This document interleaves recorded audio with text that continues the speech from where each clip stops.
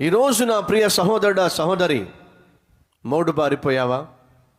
మొద్దు బారిపోయావా?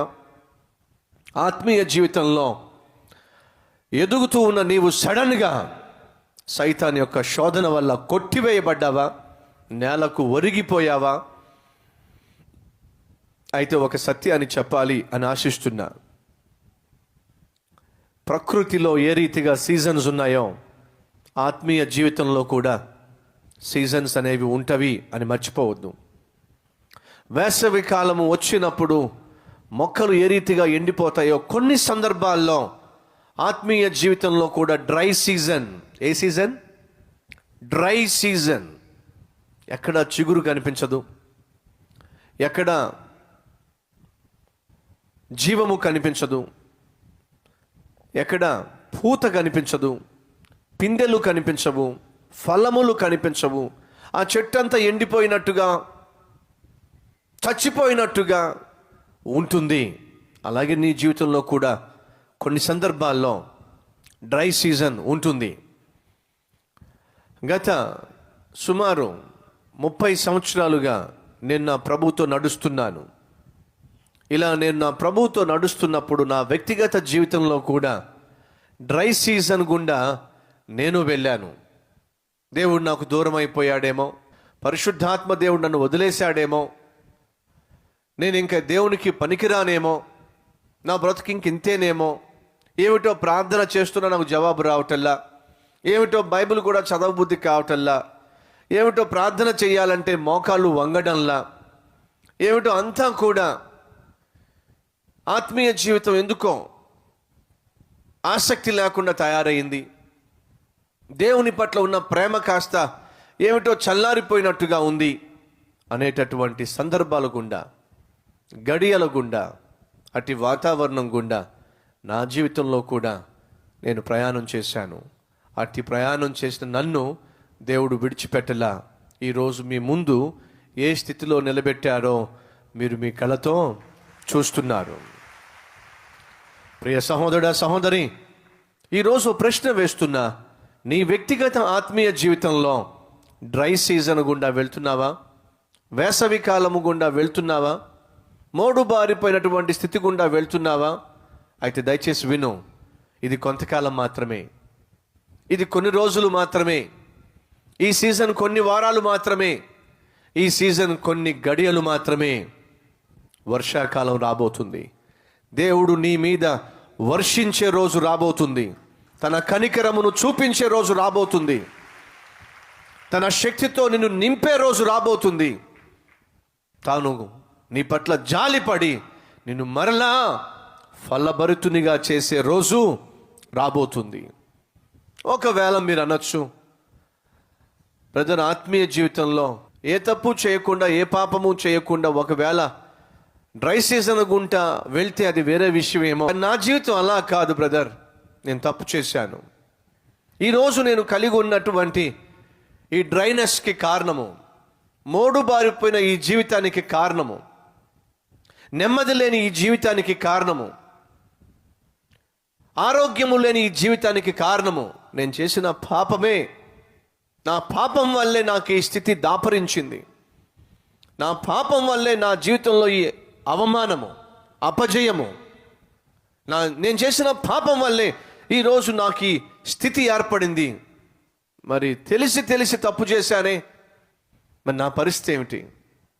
ఒకవైపు మరలా దేవుని దగ్గరికి రావాలనుకుంటున్నా, నా జీవితాన్ని దిద్దుకోవాలనుకుంటున్నా, నా బ్రతుకును బాగు చేసుకోవాలనుకుంటున్నా.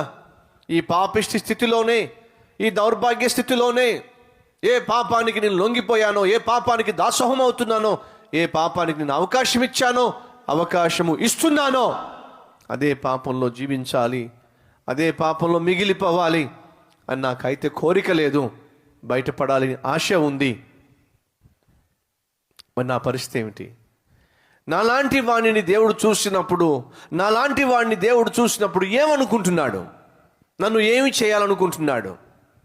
నేను చేసిన పాపాన్ని బట్టి శిక్షించేసి చంపేస్తాడా? నేను చేసిన పాపాన్ని బట్టి కళ్ళు ఎర్ర చేసి నరకానికి త్రోసేస్తాడా? నేను చేసిన పాపాన్ని బట్టి సైతాను చేతులకు అప్పగించేస్తాడా? నేను చేసిన పాపాన్ని బట్టి ఇంకెన్నడూ నీవు నా ముఖం చూడొద్దు అని చెప్పి నన్ను విసర్జిస్తాడా, లేదా నాకు ఇంకేమైనా అవకాశం ఉందా? ఈ రాత్రి నా జీవితంలో నాకు ఏదైనా అవకాశం ఉందా తెలుసుకోవాలని ఆశపడుతున్నాను. అన్నవారు ఎవరైనా ఉన్నట్లయితే మీకా గ్రంథము చదువుదారండి. 7వ అధ్యాయము 7వ వచనము నుంచి చదువుతున్నాను.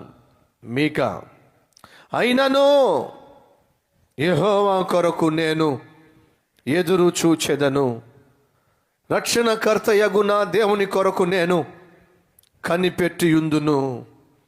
నా దేవుడు నా ప్రార్థన ఆలకించును. నా శత్రువా, నా మీద అతిశయింపవద్దు. నేను క్రింద పడినను తిరిగి లేతును, నేను అంధకారమందు కూర్చున్నను, యెహోవా నాకు వెలుగుగా ఉండును. నేను యెహోవా దృష్టికి పాపము చేసి తిని గనుక ఆయన నా పక్షమున వ్యాజ్యమాడి నా పక్షమున న్యాయము తీర్చు వరకు నేను ఆయన కోపాగ్నిని సహింతును. ఆయన నన్ను వెలుగులోనికి రప్పించును. ఆయన నీతిని నేను చూచెదను, నా శత్రువు దాని చూచును. నీ దేవుడైన యెహోవా ఎక్కడ అని నాతో అనినది అవమానము నొందును. అది నా కండ్లకు అగపడును. ఇప్పుడు అది వీధిలోనున్న బురద వలె త్రొక్కబడును. నీ గోడలు మరలా కట్టించు దినము వచ్చుచున్నది, నీ సరిహద్దు విశాలపరచబడును. 18వ వచనము 18 నుంచి చదువుతున్నాను. తన స్వాస్థ్యములో శేషించిన వారి దోషమును పరిహరించి వారు చేసిన అతిక్రమముల విషయమై వారిని క్షమించు దేవుడు అయిన నీతో సముడైన దేవుడు ఉన్నాడా? ఆయన కనికరము చూపుటయందు సంతోషించువాడు గనుక నిరంతరము కోపముంచడు. ఆయన మరలా మన యందు జాలిపడును, మన దోషములను అణిచివేయును. వారి పాపములన్నిటినీ సముద్రపు అగాధములో నీవు పడవేతువు. పూర్వకాలమున నీవు మా పితరులైన అబ్రహాము యాకోబులకు ప్రమాణము చేసిన సత్యమును కనికరమును నీవు అనుగ్రహింతువు. ఎంత అద్భుతమైనటువంటి సత్యము! శత్రువా, సైతానా, అతిశయించమాకు, గర్వించమాకు, గంతులు వేయమాకు. ఈరోజు నేనేదో పడిపోయానని, ఈరోజు ఒక పాపమునకు అవకాశం ఇచ్చానని, ఈరోజు నీకేదో దొరికిపోయానని, నీ చేతిలో చిక్కానని నువ్వు బహుగా సంతోషిస్తున్నావు, గంతులు వేస్తున్నావు. శత్రువా, నేను పడినను నా దేవుడు నన్ను తిరిగి లేవదీస్తాడు, నన్ను నిలబెడతాడు. ఎంత అద్భుతమైన మాట! నా వైపుకు తిరుగు. 7వ వచనంలో ఏం చూస్తున్నావు? అయినను యెహోవా కొరకు నేను ఎదురు చూస్తాను. అయినను నేను తప్పు చేశాను, దేవుని దృష్టిలో నేరస్తునిగా మిగిలాను, అయినా నా దేవుని నేను విడిచిపెట్టలేను. నా సాక్ష్యం పాడయింది, అయినా నా దేవునికి నేను దూరం కాలేను. ఎందుకని? క్రింద పడిన నన్ను, పాడైపోయిన నన్ను, పతనమైన నన్ను దేవుడు లేవనెత్తుతాడు. దేవుడు నీకు ఇస్తున్నటువంటి ఈ చక్కని సందేశాన్ని అంగీకరించి నీ జీవితాన్ని దిద్దుకుంటే ఎంత బాగుంటుంది. బైబిల్లో మరొక మాట ఉంది. యెషయా గ్రంథము 40:29 నుంచి చదువుతున్నాను. సొమ్మసిల్లిన వారికి బలమిచ్చువాడు ఆయనే, శక్తిహీనులకు బలాభివృద్ధి కలుగ చేయువాడు ఆయనే. బాలురు సొమ్మసిల్లుదురు, అలయుదురు, యవ్వనస్తులు తప్పక తొట్రిల్లుదురు. యెహోవా కొరకు ఎదురు చూచువారు నూతన బలము పొందుదురు. వారు పక్షిరాజు వలె రెక్కలు చాపి పైకి ఎగురుదురు, అలయక పరిగెత్తుదురు, సొమ్మసిల్లక నడిచిపోవుదురు. సొమ్మసిల్లిన వారికి బలమిచ్చువాడు ఆయనే. ఉన్నారా ఈరోజు మన మధ్య సొమ్మసిల్లిన వాళ్ళు, ఆత్మీయంగా సొమ్మసిల్లిపోయిన వాళ్ళు, ఆత్మీయంగా బలహీనమైన వాళ్ళు, ఆత్మీయంగా తొట్టిల్లిన వాళ్ళు, ఆత్మీయంగా జారిపడిన వాళ్ళు ఉన్నారా? అప్రియ సహోదరుడా, నా ప్రియ సహోదరి, మనమేమిటో, మన బలహీనత ఏమిటో, మన ఆత్మీయత ఏమిటో మన ప్రభువుకు బాగా తెలుసు. పరిశుద్ధ గ్రంథంలో ఏమని ఉంది?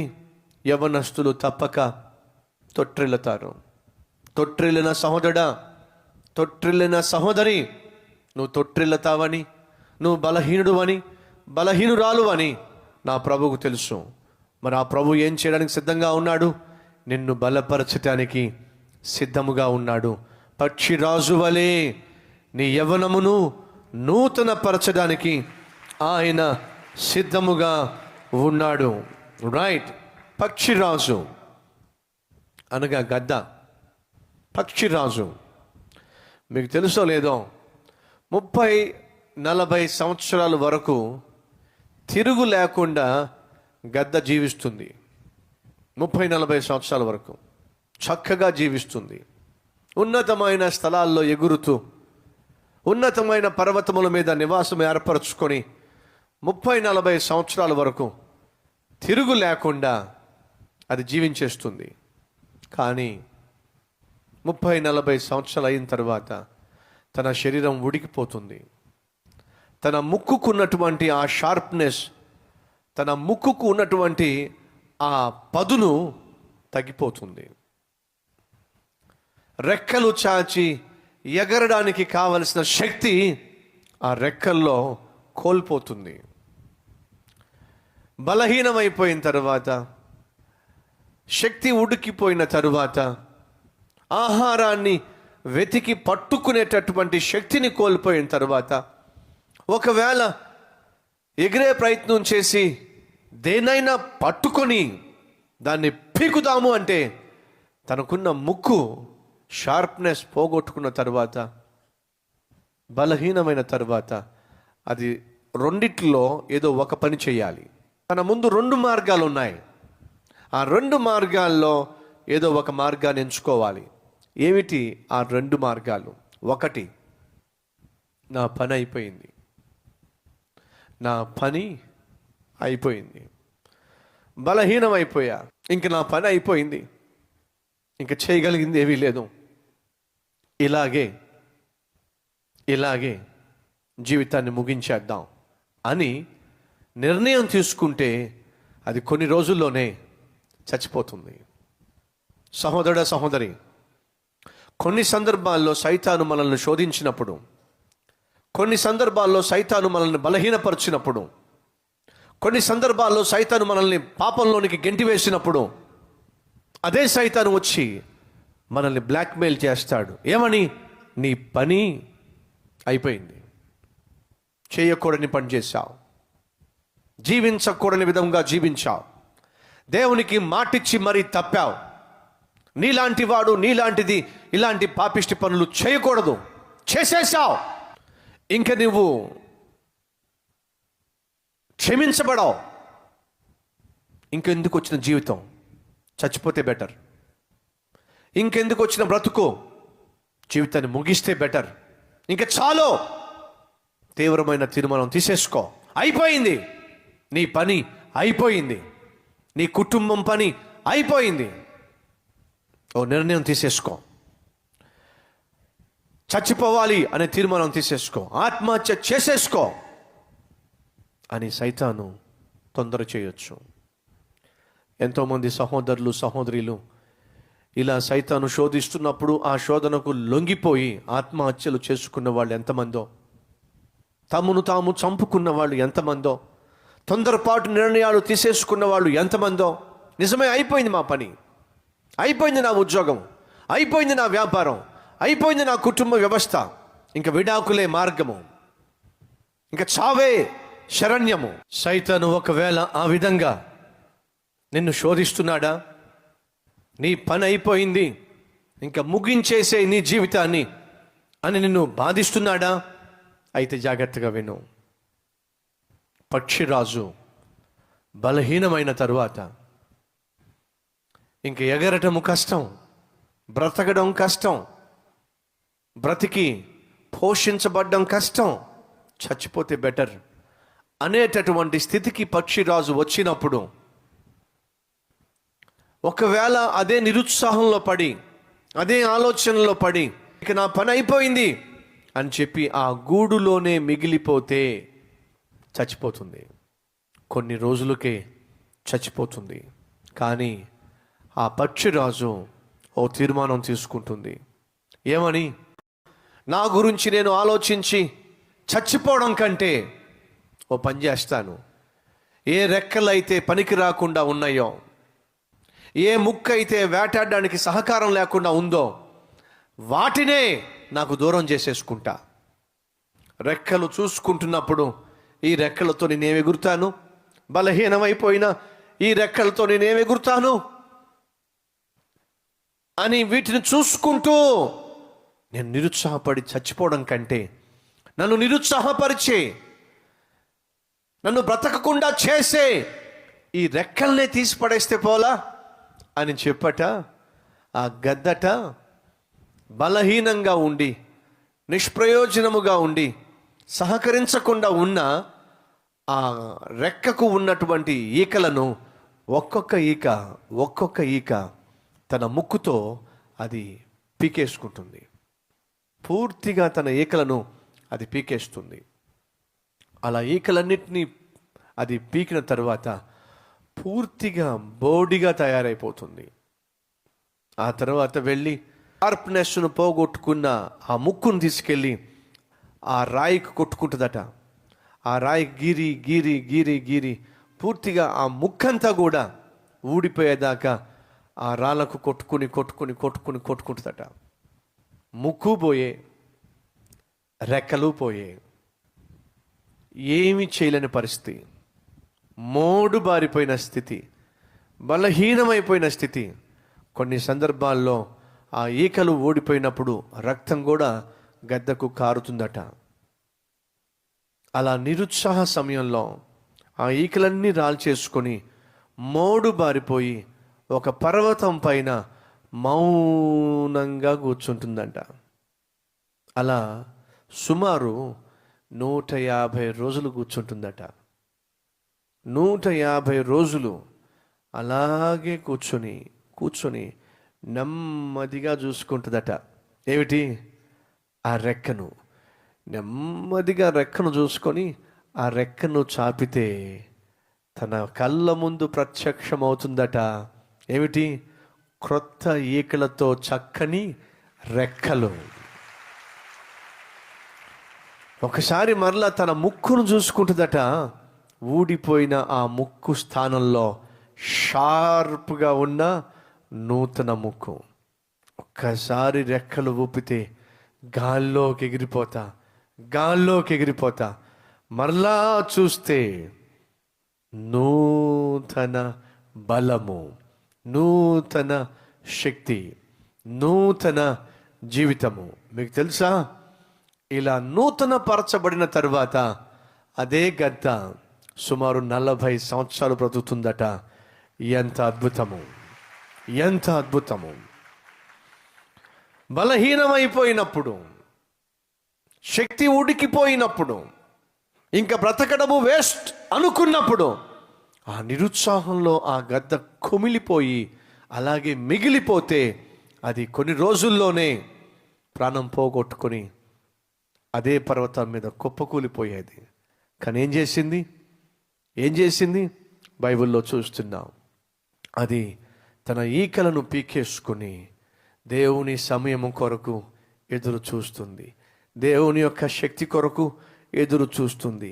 మరలా తన జీవితము నూతన పరచబడేంత వరకు ఎదురు చూస్తుంది.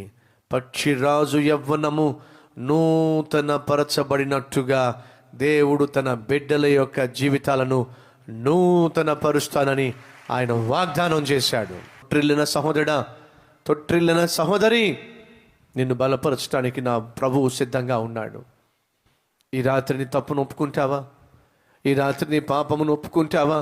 ప్రభువు నన్ను ఇంతగా ప్రేమిస్తున్నావని, ఇంతగా క్షమించడానికి సిద్ధంగా ఉన్నావని, మరలా నన్ను నూతనపరచడానికి, మరలా నన్ను బాగు చేయడానికి, మరలా నాకు బంగారు భవిష్యత్తునివ్వడానికి నువ్వు ఇష్టపడుతున్నావని, నాయన ఇంత మంచి దేవుడు అని నేను ఊహించలేదు ప్రభువా. నాకు అందించిన ఈ శుభ సందేశాన్ని బట్టి, నాకు అందించిన ఈ నిరీక్షణ వర్తమానాన్ని బట్టి ప్రభువా నీకు వందనాలు. ఏమిచ్చి నీ రుణం తీర్చుకోగలను? ఈ రాత్రి నా మిగిలిన జీవితాన్ని నీకు అంకితం చేసి, ఏ రీతిగా నరికి వేయబడిన వృక్షము వేర్లు చీకిపోయినటువంటి స్థితిలో, ముద్దుబారిన స్థితిలో ఉన్నటువంటి ఆ వృక్షము నీటి వాసన చేత మాత్రమే ఎలా మరలా చిగురించబడుతుందో, అయ్యా ఈరోజు ఈ వాక్యము అనే నీటి వాసన ద్వారా నేను మరలా చిగుర్చబడుతున్నాను, మరలా నేను ఫలించబోతున్నాను, మరలా నేను నీకు సాక్షిగా జీవించబోతున్నాను. ప్రభువా నన్ను కనికరించవా? ప్రభువా నన్ను బలపరచవా? పక్షిరాజు యవ్వనమును, పక్షిరాజు బలమును నూతనపరిచినట్టుగా ఎంతైతే నాకు ఆయుష్ ఉందో అంతకాలము బలము కలిగి, నీ బలము కలిగి, నీ క్షేమము కలిగి, నీ హృదయము కలిగి, నీవు అనుగ్రహించే ఆరోగ్యము కలిగి, నీవు అనుగ్రహించే పరిశుద్ధత కలిగి, మంచి సాక్ష్యము కలిగి ఈ లోకయాత్ర ముగించే భాగ్యము నాకు దయచేయవా? ఎందుకు ప్రార్థన చేయకూడదు?